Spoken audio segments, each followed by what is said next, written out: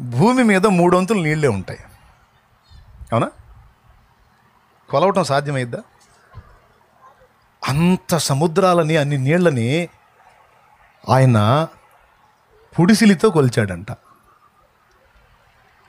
ఇది దోసిలి, ఇందులో సగం పుడిసిలి. అంటే అప్పుడు ఆ హ్యాండ్ ఎంత ఉంటుందో ఊహించు. వామ్మో, పుడిసిలితో డబ్బాలతో కూడా కొలిచిపోయేలా. యెషయా గ్రంథం 40లో లేదు? పుడిసిలితో పుడిసిటిలోన జల, తన పుడిసిలితో జలములను కొలిచిన వాడెవడు? యెషయా గ్రంథము 40వ అధ్యాయం 12వ వచనం నుంచి చదువు. తన పుడిసిటిలో జలములు కొలిచిన వాడెవడు? గదు. అసలు ఏంటండి ఆయన? తన పుడిసిలితో జలములను కొలిచిన వాడెవరు? జేనతో ఆకాశముల కొల చూచిన వాడెవడు? మూరతో కొలవలేదంట ఆకాశాన్ని. అంటే మోరేస్తే 4 మూరలు కాదేమో మరి, అందుకని జానలతో కొలిచాడు. ఇప్పుడు ఈ బల్ల ఉందనుకోండి, మనం కొలవాల్సి వస్తే మూరతో కొలుస్తాం, జానతో కొలుస్తాం ఈ బల్లని. ఎందుకంటే 4 మూరలు అయింది కాబట్టి మోరే వాడతాం, కానీ మోర వదిలిపెట్టి జానతో 1 2 అనం. ఎవరైనా చూసిన మోరే జాన్ ఎందుకు, చాలా ఇది, కానీ మోరే అంటే 1 2 అనుకుంటూ వస్తాం. ఆయన ఆకాశం, ఇంత పెద్ద సువిశాలమైనటువంటి ఆకాశాన్ని కొలవేయడానికి ఆయన మూర పట్టలేదట, జాన్తో కొలిచాడంట. నేను చెప్పాలి, అక్కడ ఉంది చూడు. అంటే ఆయన జాన్ ఎంత ఉందో ఊహించండి మీరు. అది కహాని కాదు, వాస్తవం, పచ్చి నిజం. శూన్యములో ఉన్న జ్యోతులను సమస్తమును కూడా శూన్యంలో వేలాడదీసి పెట్టాడు, అట్లా బంతుల్లాగా. పర్వతాలని త్రాసులో కొలిసి నిలబెట్టాడంట. తక్కెట్లో మిఠాయిని కొలుస్తారే, మిఠాయిని కొలిచారు ఎప్పుడన్నా? నా చిన్నప్పుడు కొబ్బరి మిఠాయి అనుకుంటూ వస్తూ ఉంటారు, ఇళ్ళ మిఠాయి, శనక్కాయ పాకం అనుకుంటూ వస్తుంటారు. వాళ్ళు తక్కెడ పెట్టి తక్కెట్లో అది అంతా శనక్కాయ పప్పులు బెల్లం వేసి అది చేస్తారు, అదినే తోస్తారు. ఇటుపక్క 50 గ్రాములు 100 గ్రాములు 200 గ్రాములు వేసి. అట్లాగా పర్వతాలని, మహాపర్వతాలని త్రాసులో కొలిచాడంట, తూచాడంట త్రాసులో. ఎవరైనా ఎవరో, అరే మళ్ళీ మాట మర్చిపోయావు నువ్వు, అది డైలాగ్ మర్చిపో. నానా, మన నాన్న, దేవునికి స్తోత్రం కలుగునుగా. పుడిసిటిలోన జలములను,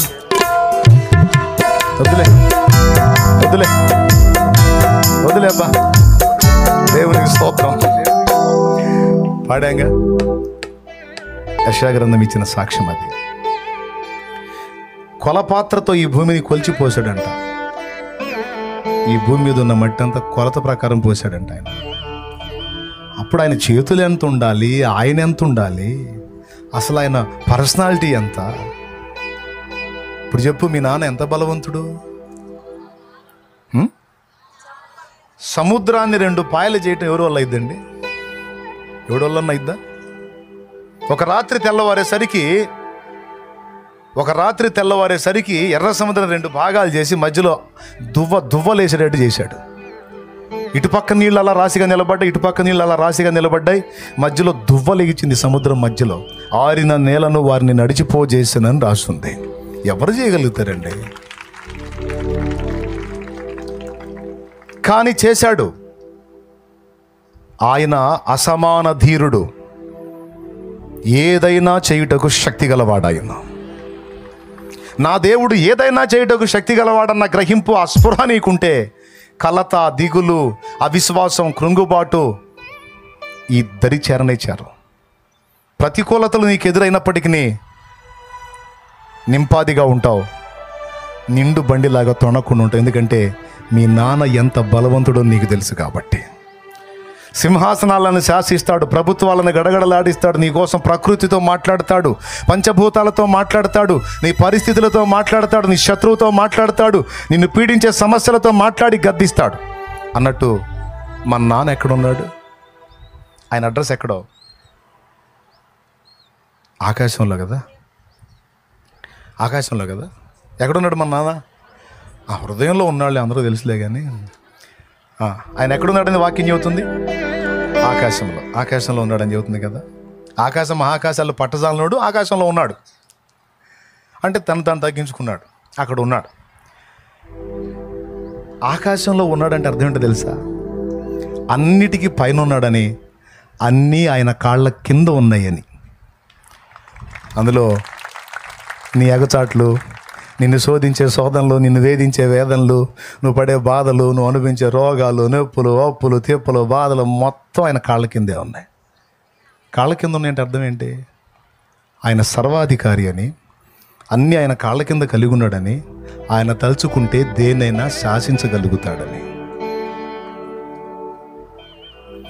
ఇవి క్లియర్గా మనకు అర్థమైనప్పుడు ఇక ఆవేదనకు తావెక్కడరా తల్లి, ఇక ఆరాధన చేసుకోవటమే సరిపోయింది. మనకి ఆనందంగా పరవశించి స్తుతిపాడి ఆయన మయంపరచుకోవటమే సరిపోయిద్ది. అంతేనా? దిగులు పడతా కూర్చుంటావా? అర్థం కాని ఆశోదోళ్ళు ఆ పని చేస్తారు. దేవునికి స్తోత్రం, మిమ్మల్ని కాదులే. రైట్. నంబర్ 1 ఆయన మన్నాన. నంబర్ 2 ఆయన బలవంతుడు. ఎంత బలం! అమ్మో, అసలు సముద్రం నీళ్లు పుడిసిలతో పోయటం ఏందండి? ఆ చెయ్యి ఎంత ఉంటుంది కదా. 2 3వది ఆయన ఎంత జ్ఞానవంతుడో తెలుసా? ఆయన జ్ఞానం మట్టితో బొమ్మను చేసి అని ఊస్తే ఆ బొమ్మ మనిషి అయి తిరుగుతున్నాడు. ఇప్పుడు ఆపినా ఆగట్లా. మనోళ్ళు రోబోలు తయారు చేస్తున్నారు. మొన్న హోటల్కి పోతే రోబోలన్నీ మూలలు పెట్టున్నాయి. ఆ హోటల్ స్పెషల్ ఏంటంటే అన్ని రోబోలే వడ్డిస్తాయంట. అన్ని రోబోలే వడ్డిస్తాయి, మనుషులు వడ్డించరు. ఆ హోటల్ స్పెషల్. అందుకని ఆ హోటల్కి పోతే రోబోలన్నీ మూలలు పెట్టున్నాయి. ఎందుకంటే మిషన్లో చెడిపోయినాయి అంట. దేవునికి స్తోత్రం, హల్లెలూయా.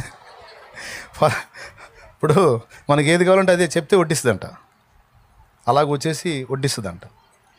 కరెక్ట్గా మనం సాంబార్ పోపించినప్పుడు చెడిపోయింది అనుకో, పోస్తానే ఉంటుంది. ఇక చాలన్నా పోస్తా. ప్లేట్లో పోయచ్చు, మొహాన్ని పోయచ్చు, చెప్పలేము. అవునా కదా? కొన్ని రోబోలు అట్లా డిజైన్ చేశారు. అవే వస్తాయి, డోర్ తీస్తాయి, వెల్కమ్ అంటాయి అన్నమాట. అది లోపల పిలిచేటప్పుడు మిషన్ చెడిపోయింది అనుకో, వెల్కమ్ వెల్కమ్ వెల్కమ్ అంటారు. ఇక అది అక్కడ ఆగిపోయి మనుషులు తయారు చేసిన మిషన్లు ఆ ప్రోగ్రామ్ డిజైన్ చేసి పెడతాడు. ఏదైనా తేడా వచ్చిందనుకో అది అక్కడే స్టక్ అయింది. కానీ ఆ ప్రోగ్రామర్ ఆయన డిజైన్ చేసి పెడితే ఒక్కొక్కటి ఎంత మేధావులండి మనుషులు. మామూలుగా ఆడిస్తున్నారా? చూసారా ఎంత జ్ఞానం అండి! అసలు ఎట్లా సాధ్యం అండి? పరిపూర్ణంగా ఒక సంపూర్ణ మానవుని ఒక వేలును తయారు చేయటం మనిషికి వల్ల కావట్లా. మామూలుగా ఎచ్చులు పడ్డ మళ్ళీ దేవుడు లేడు ఈడు లేడు సోది మొహమాడు. ఒక వేలును తయారు చేయాలంటే వీడి వల్ల కాదు. ఏ కొయ్య వేలో చెక్క వేలో చేస్తాడు, అన్నీ ఆడదే కానీ అది ఆడదు. దేవునికి స్తోత్రం. అన్నిటికీ స్పర్శ ఉంటుంది కానీ దానికి ఉండదు. ఎందుకేంది? వేలు తీసి వేలు పెడతామంటాడు, ఇంకొకటి వేలు తీసుకొచ్చి పెడతాడు. అదైనా ఆయన చేసిందేగా. కాకపోతే మారుస్తావు నువ్వు, అంతవరకే కానీ నువ్వు క్రియేట్ చేయలేవుగా. కానీ ఆయన చూడు మట్టి బొమ్మల్ని ఆడిస్తున్నాడు. ఎంత జ్ఞానవంతుడండి, ఎంత మేధావండి. చెప్పు ఆయన జ్ఞానమునకు మితి లేనివాడు. దేవునికి స్తోత్రం కలుగును గాక. బలవంతుడు అండ్ జ్ఞానవంతుడు. పరిస్థితులన్నీ నీ చేయి దాటిపోవచ్చు, కానీ ఆయన చేయి దాటిపోవు. దేవా నాకు ఏ దారి కనపడట్లేదు దేవా, నువ్వు దేవుని ముందంటే నీకు ఒక్కటి కూడా కనపట్లేదు, ఒక్క దారి కూడా లేదు, ఒక్కటి కూడా కనపట్లేదు బ్రో. నాకు 100 దారిలో రప్పించాడు పద అంటాడు. నీకు ఒక్క దారి కూడా లేదు, కానీ నేను నిన్ను విడిపించడానికి నాకు 100 దారిలో నడవ ముందుకు అంటాడు ఆయన. దేవునికి స్తోత్రం కలుగునుగాక. అది ఆయన పట్టు, అది ఆయన బలం, ఆయన జ్ఞానం. విడిపించలేదా భక్తులను అలాగా? హామానుగాడు యూదులు మొత్తాన్ని అర్థం చేయాలంటే వాడి ఫ్యామిలీని వృద్ధి తీపిచ్చాడు. మొర్దెకైనా వేసేయాలైనా నైట్ వచ్చి మాట్లాడదాం అనుకుంటే వానికంటే ముందు పని మొత్తం లైన్ చేసి పెట్టేసి వాడి చేతనే మొర్దెకాయకి సన్మానం చేపించాడు. అంతా దేన్ని ఎలా అయినా మార్చగల సమర్థుడు. అది గుర్తుపెట్టుకో. నంబర్ 1 ఆయన మీ నాన్న. నంబర్ 2 ఆయన బలవంతుడు. నంబర్ 3 ఆయన జ్ఞానవంతుడు. నంబర్ 4 ఆయన నిన్ను పిచ్చిగా ప్రేమిస్తున్నాడు. అయిపోయింది. ఎట్ట ప్రేమిస్తున్నాడు? పిచ్చిగా ప్రేమిస్తున్నాడు. ఏం ప్రేమియటమో ఏమో, అంతసేపు ప్రేమిస్తే మరి అప్పులు తీసేయచ్చుగా అల్లాడిపోతుంటే. కాదన్న వడ్డీలు గట్లే సత్తంటే అంత ప్రేమించోడి రోగం తీసేయచ్చుగా. యాడికి పోయినా అదే రోగం అంటున్నారు. ఇది తీసేయచ్చు అన్నా. అంతసేపు నన్ను ప్రేమిస్తే ఆ తాగుబోతాడు మార్చవచ్చుగా. రోజు సాగుకొడుతున్నాను నన్ను. డౌట్లు. అంతసేపు ప్రేమిస్తే మరి మా ఆయనకు ఉద్యోగం ఇప్పించవచ్చుగా అల్లాడిపోతుంటే అని ఎవరు డౌట్లు వాళ్ళకు ఉంటాయి. ఇది కూడా గుర్తుపెట్టుకోండి. లాస్ట్ మాట, ఆయన నిన్ను పిచ్చిగా ప్రేమిస్తున్నాడు అన్నది నిజం. ప్రేమిస్తున్నాడు గనుకనే పరిస్థితులన్నిటినీ నీ మేలు కొరకే కలిపి రప్పిస్తున్నాడు. నువ్వు సేవకుడివైనా, విశ్వాసివైనా, పరిచారకుడివైనా, పరిచారకురాలివైనా, నువ్వు ఆయన కొడుకువి, కూతురువి గనుక నీకు అనుభవ జ్ఞానం కోసం, శిక్షణ కోసం కొన్ని పరిస్థితులు కావాలనే నీ జీవితంలోకి అనుమతిస్తున్నాడు ఆయన మహాజ్ఞానంతో. నేను చెప్తున్నా, ఈరోజు నువ్వు పీడించబడి వేధించబడేటువంటి ప్రతి శ్రమ భవిష్యత్తులో నీకు ఒక ఆశీర్వాద కారణం కాకపోతే అప్పుడు అడుగు. ఈరోజు నలిగిపోతున్నావు కదా నువ్వు, ఒకనాడు వాటిని తలంచుకొని ఆ రోజు ఆ నలుగుడు నాకు లేకపోతే అమ్మో నేను ఏమైపోయేవాడినో, దేవుడు నన్ను అలా చెక్కటం నాకు చాలా ఉపయోగమైంది, ఈరోజు నేను నంబర్ 1 పొజిషన్లో ఉన్నానని నువ్వు చెప్పకపోతే అప్పుడు అడుగు. ఎందుకంటే దానికి నేనే సాక్షిని. ఈరోజు షాలేం రాజు అనే వాళ్ళ లైఫ్ చూసి మీరు ఎలా ఫీల్ అవుతారండి? వాళ్ళు అంటే దరిద్రుడు ఇంకొకళ్ళు లేడు అనుకుంటారా? లేకపోతే షాలేం రాజు అన్నకి మంచి బెస్ట్ లైఫ్, ఆశీర్వాదకరమైన జీవితం అంటారా? ఫైనల్గా ఒక మొక్క చెప్పండి. మీరు ఆశీర్వాదకరమైన జీవితం అంటారా, ఏడిసేళ్ళు అంటారా? ఎంతమంది అనుకుంటారా? అట్లా చేతులు ఎత్తండి. అలాగనే ఉంచండి. చేతులు ఎంచబాకండి, అలానే ఉంచండి. మీరందరూ ఇలా చేతులు ఎత్తారు.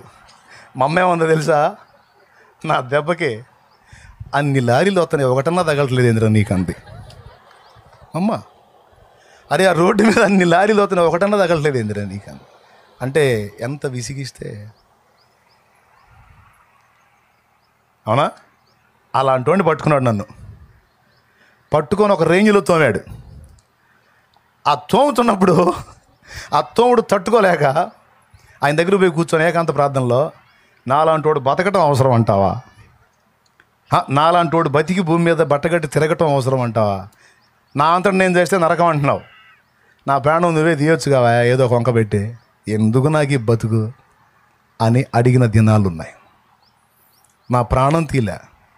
శ్రమ కొలిమిలో నన్ను కాల్చి, ఇబ్బంది కొలిమిలో నన్ను పరీక్షించి పుటము వేసి ఈరోజు షాలేం రాజు అనేవాడి జీవితం ఆశీర్వాదకరమైన జీవితం మీరందరూ చేతులు ఎత్తారే, ఈ మజిలీకి తీసుకొచ్చి నిలబెట్టాడు ఆయన. కాల్చబడకపోతే స్వర్ణం విలువ పొందలేదు, చీల్చబడకపోతే మేఘం వర్షాన్ని ఇవ్వదు. కాల్చబడకపోతే స్వర్ణం విలువ పొందలేదు, చీల్చబడకపోతే మేఘం వర్షాన్ని ఇవ్వదు. దున్నబడకపోతే భూమి పంటనివ్వలేదు, చెక్కబడకపోతే శిల్పం కాదు. శ్రమల కొలిమిలో కాలకపోతే యేసు రూపు రాదు. నువ్వు శ్రమల కొలిమిలో కాలకపోతే యేసు రూపు రాదు. నమ్మునేస్తమా ఇది సత్యం, వీడబోకుమా విశ్వాసం. నీ ఆశ నిరాశ కానే కాదు, వేదన ఎందుకు? నీ కన్నీరు కలకాలం ఉండదు, కలతే చెందకు. నీ ఆశ నిరాశ కానే కాదు, వేదన ఎందుకు? విన్నారా ఈ పాట? ఎప్పుడన్నా విన్నారా? ఎంతమంది విన్నారు? చేతులు ఎత్తండి. తెలుసు మీకు. నిన్ను పిలిచిన దేవుడు నమ్మదగినవాడు, శోధనలో నిన్ను విడిచిపెట్టి పోడు. కంటి పాపల తోడుండి నిన్ను కాచుకుంటాడు. కన్న తండ్రిలా తోడుండి నిన్ను ఆదుకుంటాడు. ఇన్నాళ్ళు ఆదుకున్నాడు కాబట్టే నువ్వు ఇంకా బతికి బట్టగట్టి తిరుగుతున్నావు. లేకపోతే నీ చరిత్ర ఎప్పుడో క్లోజ్. నీకు ఎదురైన పరిస్థితులకి నీకు అర్థం కాకుండానే నిన్ను వెంటాడాడు, ఆదుకున్నాడు, కాచుకున్నాడు, రక్షించుకున్నాడు. ఇంతకాలం కాచినోడు ఇక ముందు రక్షించడు, ఇక ముందు కాపాడు. అవసరాన్ని బట్టి అగ్ని వంటి శ్రమలను రప్పిస్తున్నాడు. తగిన కాలం ముందు నువ్వు ఉంచమన్నా ఉంచడు.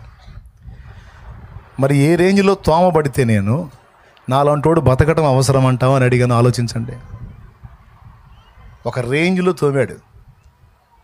ఆ తోముడు తట్టుకోలేక ఆ మాట అడిగాను నేను.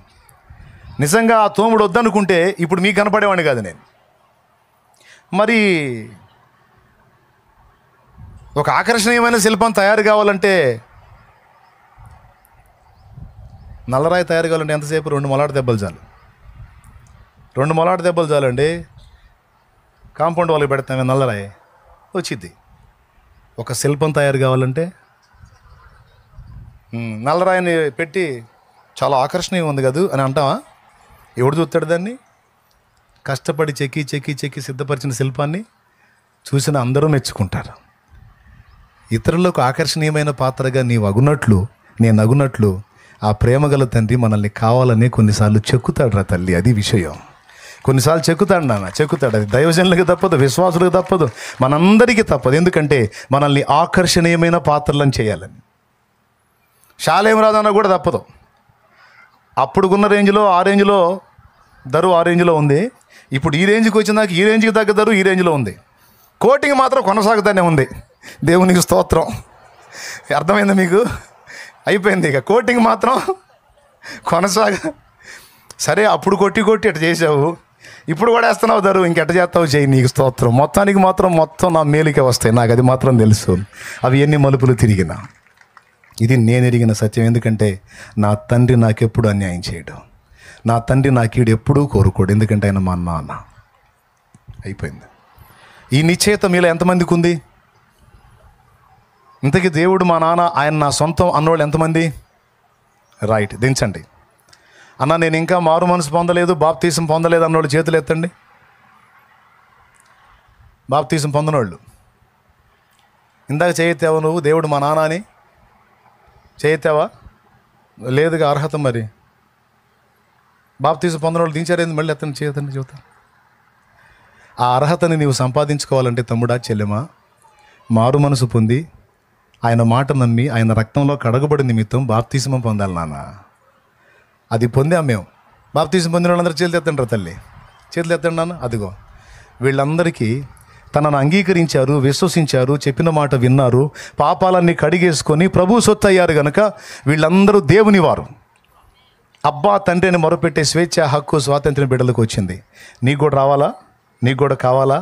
ఆ నాన్న నీకు కూడా నాన్నగా ఉండాలా? అట్లయితే రా, నమ్ము, మారు మనసు పొందు, పాపాలు కడిగేసుకో, పరిశుద్ధపరచబడు. నాటి నుంచి నువ్వు కూడా అబ్బా తండ్రి అని పిలవచ్చు. నీకు కూడా ఆ భాగ్యం ఇవ్వడానికి దేవుడు ఎదురు చూస్తున్నాడు. మేమందరం అది పొందుకున్నాం. మీలో ఇంకా కొంతమంది పొందుకోవాలి. దేవుని చేతికి మనల్ని మనం అప్పగించుకోవాలి. కన్నీళ్ళే అన్నపానాలుగా బతుకుతున్నావు, నవ్వు పులుంకొని తిరుగుతున్నావు, కానీ ఏడుపులోనే నీ జీవితం కొనసాగుతుంది, శాపంలోనే కొనసాగుతుంది. నాకు తెలుసు. ఇక్కడ నిన్ను రక్షించడానికి ఆయన సమర్థుడు. రేపు నిత్యం మండే నరకాగ్ని నుంచి కూడా నన్ను రక్షించడానికి ఆయనే సమర్థుడు. నరకం నుంచి మనం బయటపడడానికి మారు మనసు పొంది మనలో ప్రతివాడు బాప్తీసం పొందమని ఆ నానే చెప్పాడు. నా కుమారుడా, నా కుమారి, నా మాట నమ్ముతావా? ఇదిగో నీకోసం నా సొంత కుమారుని బలిగా అర్పించాను. ఆయన రక్తంలో నీ పాపాలు కడిగేసుకో. అప్పుడు నిన్ను నా కుమారుడిగా, నా కుమార్తెగా స్వీకరిస్తాను. ఇక నాటి నుంచి నీకు నా దగ్గర పూర్తి చనువు ఉంటుంది, నాకు కూడా నీ మీద పూర్తి బాధ్యత ఉంటుంది అని దేవుడు పిలుస్తున్నాడు. యేసు ప్రభుకి నువ్వు కావాలి. ఆయన నీ రక్షణ కోసం ఎదురు చూస్తున్నాడు. పరలోక తండ్రికి నువ్వు కావాలి. ఆయన నీ కోసం ఎదురు చూస్తున్నాడు. కనీసం ఈ రోజైనా నీ జీవితాన్ని ఆయనకు అప్పగిస్తే నువ్వు ధన్యుడివి, ధన్యురాలివి. దేవునికి స్తోత్రం. హల్లెలూయా. ఏముందిలే అని వదిలేస్తే నేనేమి ఇబ్బంది పడను. ఇంకాసేపట్లో ఆ మందిర ప్రతిష్ఠ చేసి ప్రార్థన చేసి నేను జంపు. నేను జంపు. ఇక మళ్ళీ ఎప్పుడు కనపడతానో కూడా నాకు తెలియదు. దేవునికి స్తోత్రం. కానీ నీకు వచ్చిన సువర్ణ అవకాశాన్ని నువ్వు పోగొట్టుకుంటే మాత్రం రేపు దెబ్బతింటావు. నమ్మి బాప్తిస్మం పొందేవాడు. మార్కు సువార్త 16వ అధ్యాయం 16వ వచనం తొందరగా చదవండి. మార్కు సువార్త 16వ అధ్యాయం 16వ వచనం తొందరగా. నమ్మి బాప్తిస్మం పొందువాడు రక్షింపబడును, నమ్మని వానికి శిక్ష విధింపబడును. రైట్. ప్రకటన గ్రంథము 20వ అధ్యాయం 15వ వచనం తొందరగా చదువు. నమ్మి బాప్తిస్మం పొందువాడు రక్షింపబడును, నమ్మని వానికి శిక్ష విధింపబడును అన్నాడు నా దేవుడు. ఎవని పేరైనను జీవగ్రంథమందు వ్రాయబడినట్టు కనబడని ఎడల వాడు అగ్నిగుండములో పడవేయబడిను. ఏమంటే ఇక్కడ కూర్చున్న వాళ్ళలో నా పేరు జీవగ్రంథంలో రాయబడింది అన్నోడు చేతులు ఎత్తండి. వీళ్ళందరూ ఎవరో తెలుసా? బాప్తీసం పొంది పాపాలు కడిగేసుకుని జీవగ్రంథంలో పేరు సంపాదించుకున్నాడు. దించండి. ఇంకా రక్షణానుభవంలోనికి రాని వాళ్ళ పేరు జీవగ్రంథంలో ఎక్కలా. ఎవరి పేరైతే జీవగ్రంథంలో వ్రాయబడినట్టు కనబడదో వారు అగ్నిగుండంలో పడవేయబడుదురని స్పష్టంగా వచనం సాక్ష్యం ఇస్తుంది. ప్రకటన 20:15. కాబట్టి ఈ దేవుని సన్నిధి ప్రతిష్ఠ ఆరాధన సందర్భంగా మీకందరికీ కూడా ప్రేమతో చెప్తున్నాను. నిన్ను ప్రేమించి నీ కోసం ప్రాణం పెట్టిన యేసు ప్రభుని నీ సొంత రక్షకునిగా అంగీకరించి మారు మనసు పొంది బాప్తిస్మం పొంది పాపాలు కడిగేసుకొని కనీసం ఇక నుంచైనా నీ జీవితాన్ని ఆయనకి అప్పగించడానికి ఇష్టపడుతున్నావా? అట్లయితే ఈరోజు నీకు ఒక చరిత్రలో నీ జీవితంలో గుర్తుపెట్టుకోదగ్గ రోజు, నీ లైఫ్ టర్నింగ్ తీసుకున్న రోజు. ఏముందిలే అని దులిపేసావనుకో, నాకేం ప్రాబ్లం లేదు, కూర్చున్న వాళ్ళకి ఏం ప్రాబ్లం లేదు. రేపు నువ్వు లెక్క చెప్పాల్సి వచ్చింది, రేపు నువ్వు బుక్ అవ్వాల్సి వచ్చింది. నిర్ణయం నీదే. భయపెట్టట్లా. దేవుడు చెప్పమన్నాడు, చెబుతున్నా. వింటే విను, లేకపోతే లేదు. అంతే. బలవంతంగా ఇవ్వమన్నాడు అనుకో, ఆ పని ఎప్పుడో చేసేవాడిని నేను. ఒకడు తనంతటా తానే రావాలి, నేను పాపినని ఒప్పుకోవాలి, మారు మనసు పొందాలి, బాప్తిసం పొందాలి, తనంతటా తానే చేయాలి. ఈ పని బలవంతం పెట్టేది కాదు, బలవంతంగా మార్చేది కాదు. ఓకే. ఇక్కడ కూర్చున్న వాళ్ళలో ఇంతవరకు నేను ఎరగను కాబట్టి నేను నిర్లక్ష్యం చేశాను, ఈరోజు తెలుసుకున్నాను కాబట్టి తప్పనిసరిగా నేను బాప్తిస్మ తీర్మానం చేసుకుంటున్నాను, నా రక్షణ కోసం ప్రార్థన చేయన్నా అంటే నీ కుడి చేయొద్దు, నీ బాప్తిసం కోసం నేను ప్రార్థన చేస్తాను. తప్పకుండా నేను రక్షణకు తీర్మానం చేసుకున్నాను. ఆ చేతులు ఎత్తిన లేచి నిలబడండి నాన్న. అలా లేచి నిలబడండి. నా తండ్రి ప్రకటించమన్నాడు, నేను ప్రకటించా. ఒక తీర్మానం ఈరోజు.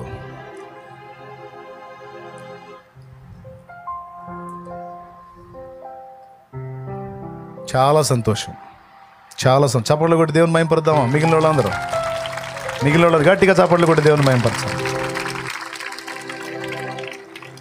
నా తమ్ముడా చెల్లెమా,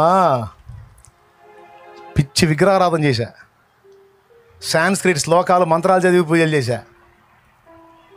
కుటుంబము నేను అనుభవిస్తున్న ఆ శాపం నుంచి బయటపడటానికి పడాల్సిన బాధలన్నీ పడ్డా.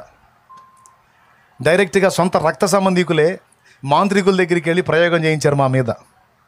మాంత్రిక విద్యల ప్రయోగం జరిగింది మా మీద. కుటుంబాన్ని పతనం చేయడానికి చేశారు. యేసు ప్రభు తెలియదు. తిరగని గుళ్ళు లేవు, మొక్కని గుళ్ళు లేవు, వెళ్ళని మాంత్రికులు లేరు, వెళ్ళని సిద్ధాంతులు లేరు. అన్ని రకాలుగా పడ్డాం. అయితే దేవుని మహాకృపను బట్టి 2002లో ఫ్యామిలీ మొత్తం కలిసి సూసైడ్ చేసుకోవాలని నిర్ణయానికి వచ్చాం. అలాంటి పరిస్థితి వచ్చింది. కుటుంబం మొత్తం కలిసి చావాలనుకున్నాం. అలాంటి పరిస్థితి వచ్చింది. కానీ ఏ రోజైతే అలా అనుకున్నామో ఆ మరుసటి రోజు రాత్రి నా తండ్రి నన్ను దర్శించాడు. యేసు ప్రభు దర్శించాడు. ఆయన దర్శించి నా మనోనేత్రాలు వెలిగించకపోతే నా చరిత్ర ఆనాడే క్లోజ్ అయిపోయి ఉండేది. ఇన్నాళ్ళు జరిగేది కాదు. ఇది 2002లో, ఇది 2025, దాదాపు 23 సంవత్సరాలు క్రితం జరిగినటువంటి విషయం. నిలబడేవాళ్ళకి చెప్తున్నాను నేను. నా కుటుంబానికి తెలియదు యేసు ప్రభు.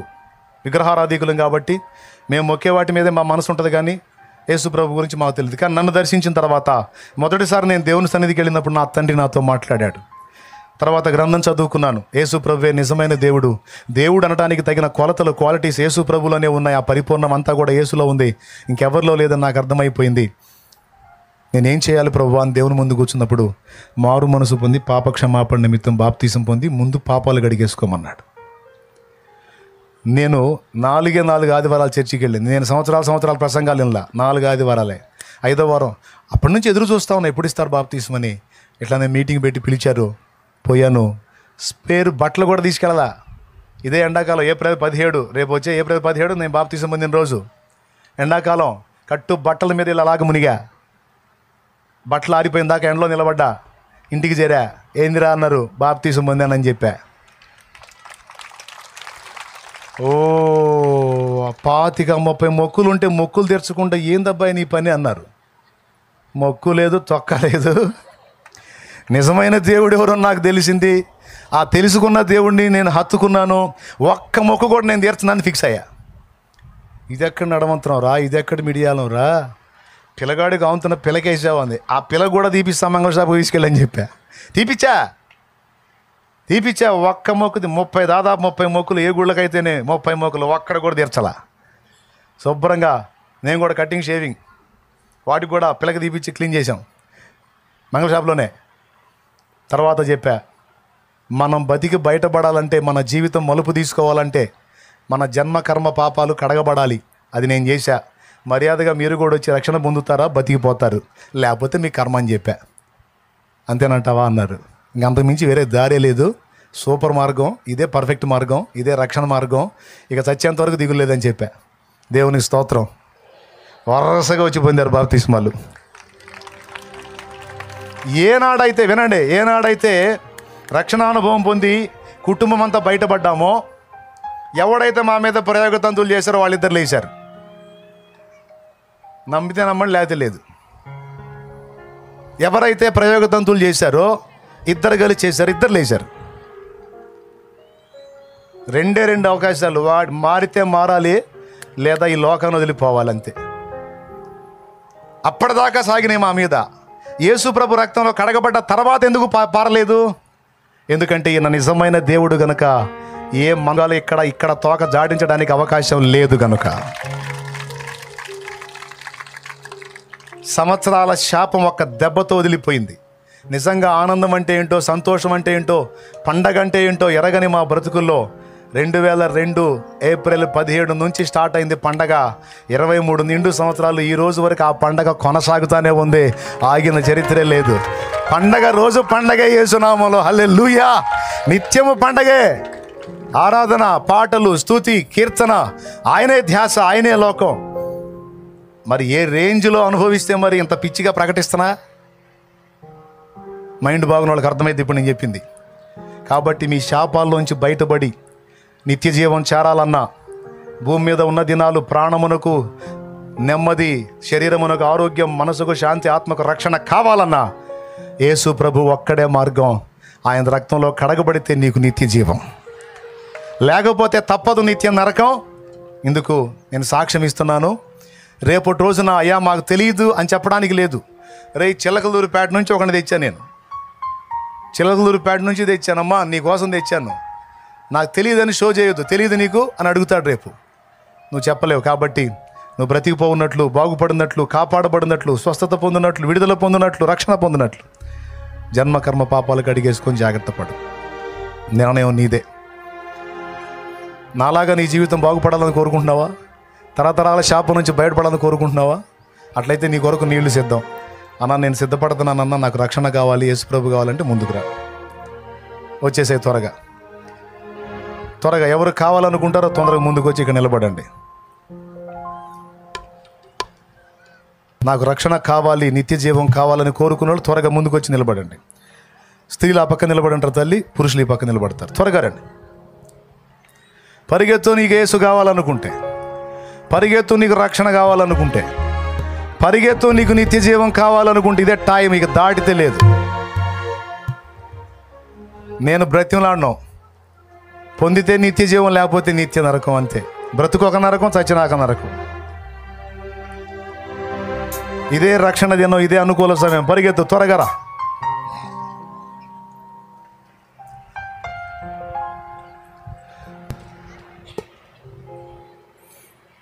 నమ్మి బాప్తిస్మముందు నరులకు రక్షణ మరిగల్గును. నమ్మి బాప్తిస్మముందు నరులకు రక్షణ మరిగల్గును. నమ్మనొల్లకపోయేడు నరులకు నరకంబు సిద్ధమనెను. నమ్మనొల్లకపోయేడు నరులకు నరకంబు సిద్ధమనెను. దేవుని ప్రేమ ఇదిగో జనులార భావంబునందెలియదే. దేవుని ప్రేమ ఇదిగో జనులార భావంబునందెలియదే. కేవలము నమ్ముకొనినా పరలోక జీవంబు మనకవ్వును. కేవలము నమ్ముకొనినా జీవంబు మనకవ్వును. ఆమేన్. నిజంగా సిద్ధమేనా? సిద్ధమేనా? సిద్ధమేనా తమ్ముడు? ఏం చేశాడు యేసుప్రభు మన కోసం? పెద్దగా చెప్పండి నాన్న. ప్రాణం పెట్టి అంతేనాడో తిరిగి లేచాడా? ఎన్నో రోజు? త్వరలో రాబోతున్న రాకడలో రాబోతుంది ఎవరు? ఎవరు తల్లి? ఇంకెవరిని వస్తారా? నిజమైన దేవుడు ఎవరు? ఎస్, దేవునికి స్తోత్రం కలుగును గాక. చాలు, ఇన్ని సంవత్సరాలు శాపం అనుభవించింది చాలు. చాలు, ఇన్ని సంవత్సరాలు కన్నీళ్ళు అన్నపానాలుగా బ్రతికిన బ్రతుకు చాలు. చాలు, ఇన్నాళ్ళు అర్థం లేని బ్రతుకు బ్రతికింది చాలు. ఇది మొదలుకొని నీవు ఆశీర్వదించబడి నీ చుట్టుపక్కల ఉన్న వాళ్ళకి, నీ సమాజానికి కూడా నువ్వు ఆశీర్వాదకరంగా మార్చబడతావు. నా దేవుడు అలా తయారు చేస్తాడు నిన్ను. నా బ్రతుకుని ఇలా చేసిన దేవుడు నీ జీవితాన్ని కూడా అలా మార్చగల సమర్థుడు. ఆయనకు మహిమ కలుగును గాక. శద్రకు, మేషకు, అబేద్నెగోలను అగ్నిగుండంలో వేస్తే ప్రత్యక్షం అయ్యాడా లేదా? ఎన్నోవాడుగా? నాలుగో వానిగా ఉండలేదా ఓ భక్తుడా రాజు రమ్మని? నాలుగో వానిగా ఉండలేదా ఓ భక్తుడా రాజు రమ్మని పిలువలేదా? భయము చెందకు భక్తుడా, ఈ మాయలోక ఛాయలు చూసినప్పుడు. భయము చెందకు భక్తుడా, ఈ మాయలోక ఛాయలు చూసినప్పుడు. భయము చెందకు నీవు, దిగులు చెందకు నీవు. భయము చెందకు నీవు, దిగులు చెందకు నీవు. జీవమిచ్చిన యెహోవా ఉన్నాడు. ఓ భక్తుడా, ప్రాణం పెట్టిన యేసయ్యున్నాడు. జీవమిచ్చిన యెహోవా ఉన్నాడు. ఓ భక్తుడా, ప్రాణం పెట్టిన యేసయ్యున్నాడు. యేసు కావాలా నీకు? ఎవరు కావాలి నీకు? ఎవరు కావాలి నీకు? నాకు యేసు కావాలి అనో. నాకు యేసు కావాలి, యేసు రాజ్యం కావాలి, నిత్య జీవం కావాలి.